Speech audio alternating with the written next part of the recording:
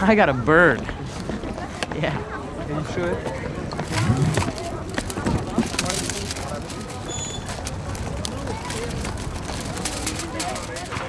Show me how to use it.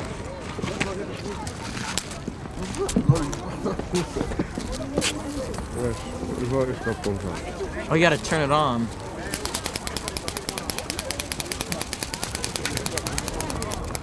know what the naughty girls just asked me?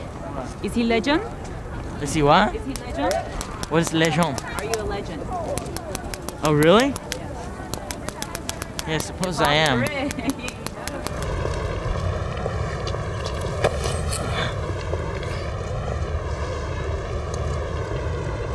Oh, Basketball Diaries. Let's talk about that. Okay.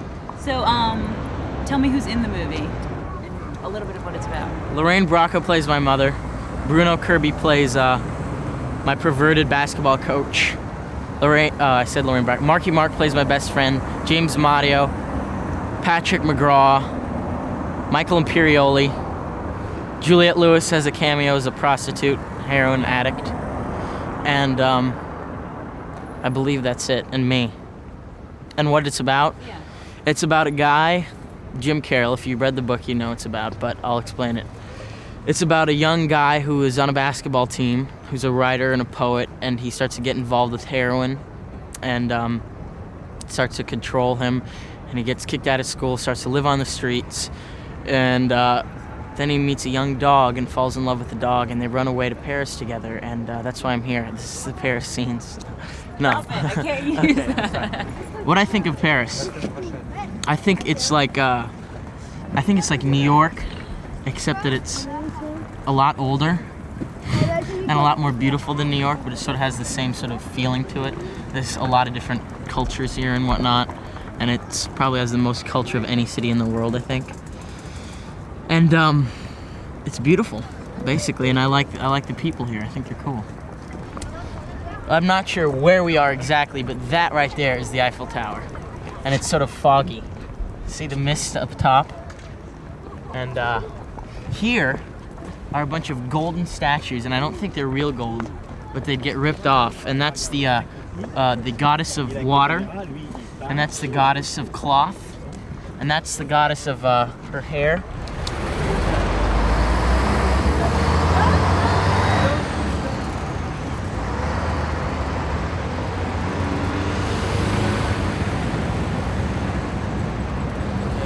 Okay, this is the famous Louvre Museum, probably the best museum in the whole entire world.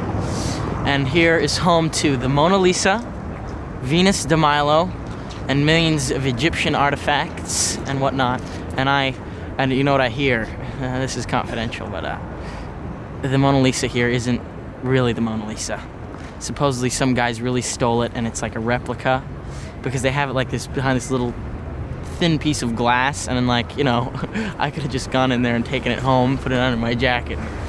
Supposedly it's in some rich guy's living room, but I'll believe it just for the sake that I have the same name as Da Vinci. So yeah, it's cheerful, isn't it? I feel like Jim Carrey. I was gonna say you remind me of Jim Carrey. And this is a gift from Egypt, brought here in 1601 by the ambassador Howling Tzuok, and he gave this to the Parisians, and it symbolizes fertility. That is a very famous French palace. It's where a lot of famous people go, and it's just a nice place to hang out. If you want a cup of coffee, a donut, a little crepe, some fromage, and tomate, framboise, and all that stuff. Are you ever worried about making the transition over to adult roles, or are you satisfied with? People have asked me that, but my answer is, I'll tell you what my answer is. Would you like to know? My answer is that I'll never get to really be young again, and this is my time to be young. So if there's roles right now that fit me as a young person, I'm gonna do them, and not sort of rush into becoming the young adult. I am a young adult, but like to be like the sex symbol of this, the young guy. if I can do roles right now that are young, I'll never get a chance to do them again. And I plan on being around for a while, so I'll get to do all that stuff later in life. Are you scared of being the next heartthrob or the hunk of the month or? No, I'm not scared of that. I don't think. I mean, I don't mind it. Whatever. I mean, as long as I don't really care about my public perception. You know, I've learned a lot about that, you know, from meeting people in the business and finding out it's completely different than you think it may be. I mean, sometimes it's completely true. Sometimes you read stuff about people and you're like, wow, that guy really is a jerk. They were right. But a lot of times it's just not true. I've sort of learned not to take it so seriously and not to really give into that, you know, not to be depressed about it, because I'm going to get to do what I want to get to do, and that's work, and that's all that really matters for me. Do you have any sort of older mentors that you look at, or their careers that? There's plenty of people. I like Gary Oldman a lot. I think Gary Oldman's really good. I like, you know, Pacino, Hoffman. I like, oh God, David Thewlis. He's gonna laugh at that. Once you did Quick and the Dead, that kind of took you out of the running? For what? For Interview with a Vampire? No, I didn't get Interview with a Vampire. I went up there to meet him and I didn't get it. Is that something that you wanted to do? Yeah.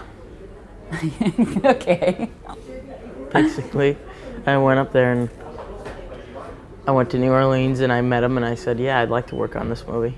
Because it was with Brad Pitt and I like Brad Pitt. I think he's a good actor. Do you have anything in the future or any chance in the future that you'd want to do that or direct a film or?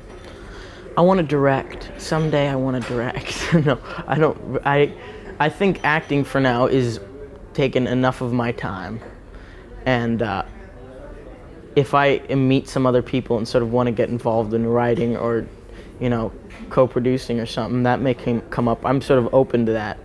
But right now, acting is really consuming a lot of my time with the publicity like this and with the acting itself. I mean, I'm away so much out of the year, and I could, I suppose, but it's not really a big aim of mine. I sort of want to travel and do fun stuff, I guess, you know, have vacations. Hang out in Paris a little bit longer.